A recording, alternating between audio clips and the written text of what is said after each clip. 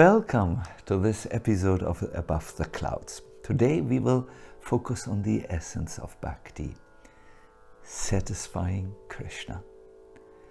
Prahlāda Mahārāja speaks about this really very poignantly. He says, one may possess wealth, an aristocratic family, beauty, austerity, education, sensory expertise, luster, influence, physical strength, diligence, intelligence, and even mystic yogic power. But I think that even by all these qualifications, one cannot satisfy the Supreme Personality of Godhead. However, one can satisfy the Lord simply by bhaktyā or bhakti, devotional service. Then he offers an example. Gajendra did this, and thus the Lord was satisfied with him. There is a truth in bhakti. Unless Krishna is pleased by the surface or service of a devotee, he does not reveal himself.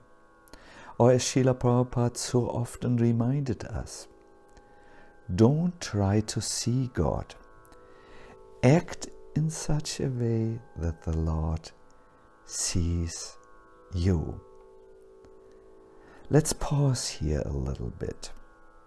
Krishna is the seer, he sees us, and we are the seen.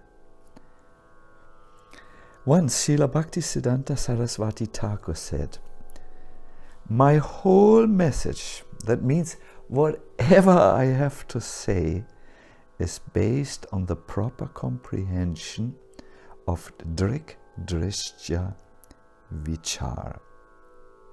That means understanding the difference between the seer and the seen. We falsely think that it is us who see everything in our environment, make plans, and then move or influence things in such a way that it is good for us and we can enjoy. But in actuality, we are not really the seen and not the mover. Krishna is the first seer, and he sees us, and we always come second.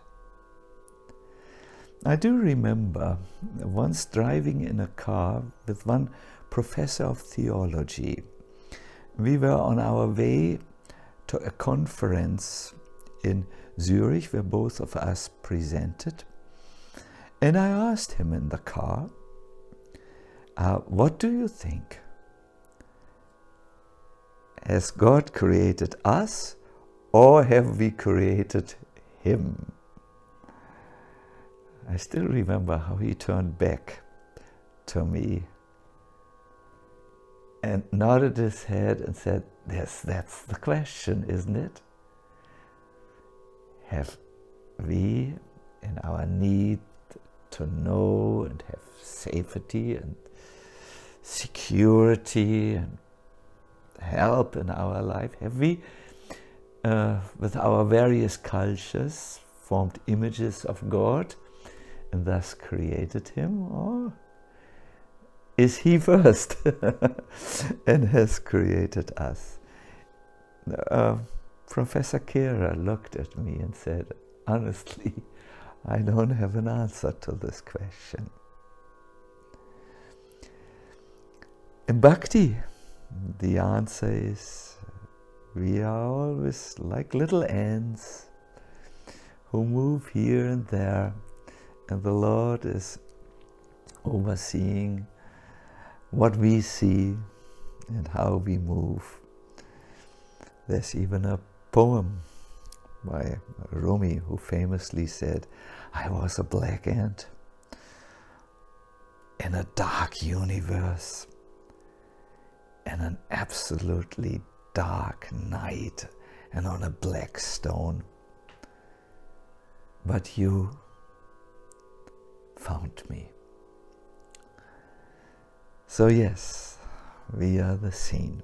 This is the absolute essence of what Srila Bhaktisiddhanta Saraswati said, and our approach to the Lord has to not be to try to see him, but to try to act in such a way that he is satisfied. And the example Prahlāda Mahārāja provided is Gajendra. Let's go back again into Gajendra's life and ultimately how he became enlightened in devotional service. We remember he went to a beautiful lake. He had all his wives and children with him. He was an elephant, and he sprayed water over his family, and then unexpectedly he was attacked by a strong and very angry crocodile. Gajendra was a strong elephant. He tried at first his best to get free from this danger which he saw was sent to him by Providence.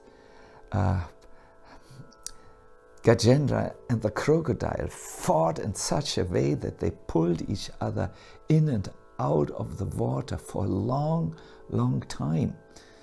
When the wives of Gajendra saw that he was going to lose the struggle, they began to cry.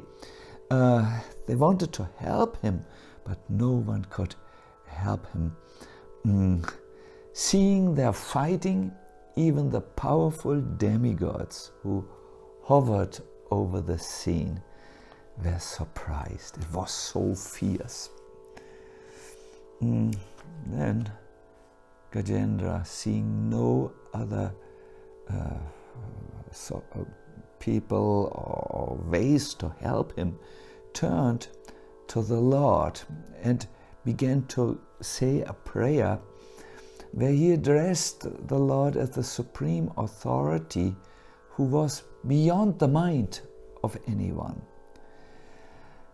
But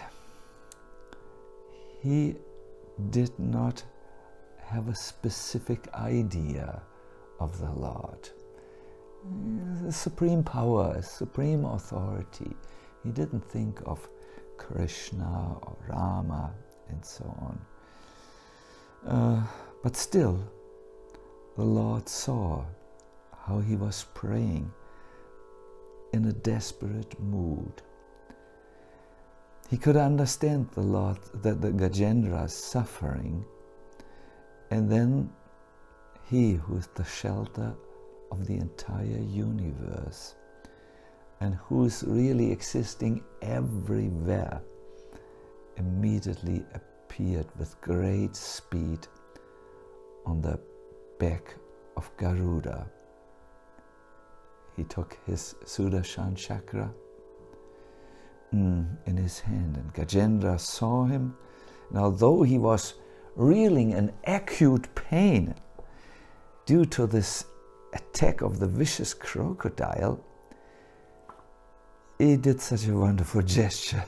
He picked up with his trunk a lotus, offered it to the Lord and prayed, "O Narayan, O Guru of the universe, please accept my obeisances." The Lord was pleased by his sincere prayers. He was there with his body, mind, speech, heart, and he was there entirely. Yes, and he then saved him.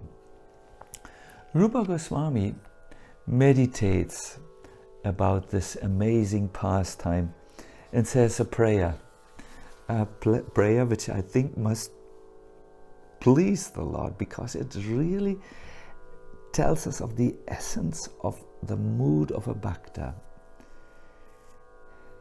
He said, Rupa Goswami, "Oh Lord Hari, my heart is like that elephant drowning in the ocean of material existence. I'm being sucked down in the whirlpools of an enchanting wife, children, grandchildren, and I'm caught in the rapacious jaws of the crocodile-like threefold miseries. I'm weeping, and on the top of my voice I'm calling out to you, hey Hari, help me, help me. Release your Sudarshan chakra, which destroys the sufferings of the demigods, and rescue the elephant of my weak heart." Yes, Krishna's pastimes are relevant in all times and at all places. So what could this mean to satisfy the Lord with bhakti? I would like to go to 3 points. We all will have to face our final examination at the moment of death. At that time, no one will be able to take their beads with them, but you can take the taste with you. At the moment of death, we will leave all our books behind, but the wisdom, the insights, what we have learned, will go with us.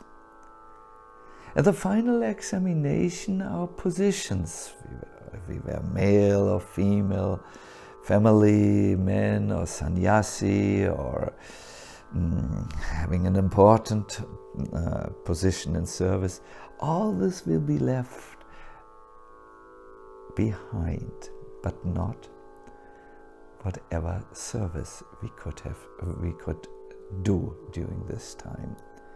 So here it is.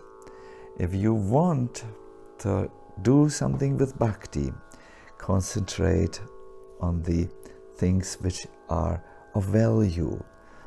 When you chant, make sure that you chant in a way that there is real taste. How?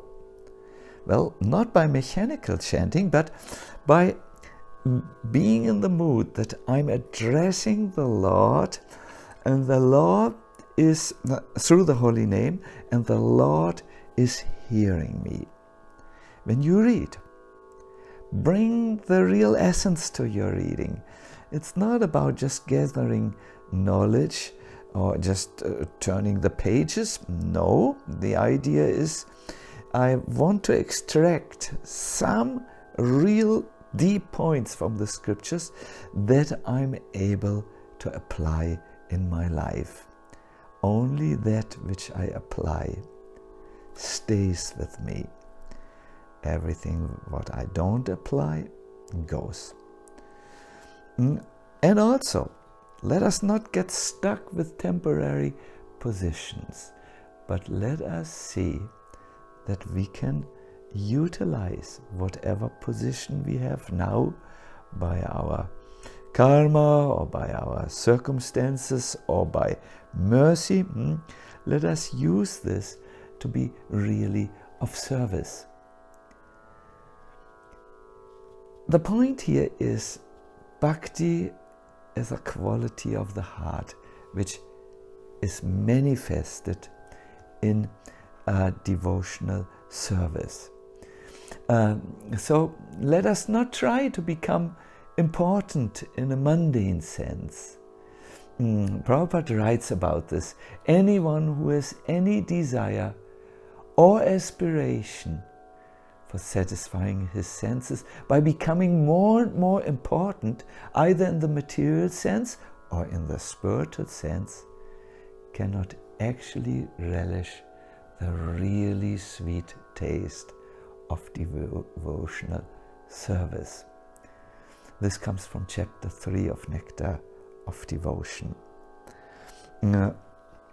I wish you all the best, that you can focus on the essence of bhakti, that is satisfying the Lord with your chanting, with your reading, and with whatever position the Lord has given you, so that you can be of service. Thank you very much, and I'm looking forward to see you again.